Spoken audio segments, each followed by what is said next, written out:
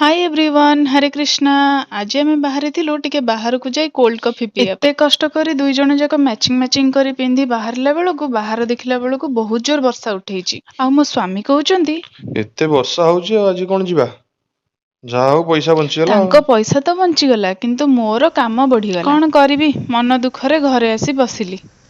ବାହାରକୁ ସିନା ଯାଇ ହେଲାନି, କୋଲ୍ଡ କଫି ପିଇବା ପାଇଁ ମୋ ସ୍ୱାମୀଙ୍କର ଯେହେତୁ ମନ ହେଇଛି, ମୁଁ ଘରେ ବନେଇବା ଆରମ୍ଭ କରିଦେଲି। ମୋ ହଜବେଣ୍ଡଙ୍କର ଡ୍ରିଙ୍କ୍ସ ବହୁତ ପସନ୍ଦ। ତାଙ୍କୁ ସବୁଦିନ କିଛି ନା କିଛି ଜୁସ୍, କିଛି ନା କିଛି ଡ୍ରିଙ୍କ୍ସ ବନେଇକି ଦେଲେ ତାଙ୍କ ମନ ବହୁତ ଖୁସି। କ୍ଷୀର, ଚିନି ଆଉ କଫିକୁ ଭଲସେ ଗ୍ରାଇଣ୍ଡିଂ କରିଦେଲି। ଆଉ ସେଇ ଯୋଉ ଫେଣୁଆ କରିକି ପୁରା ମାର୍କେଟ ଷ୍ଟାଇଲରେ ତ ବନେଇଦେଲି।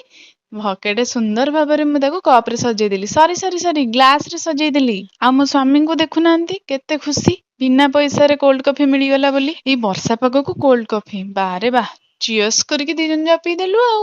କୋଲ୍ଡ କଫିଟା ଭଲ ଲାଗିଲା ବୋଧେ। ଟିଭି ଦେଖି କଣ ମୁଣ୍ଡ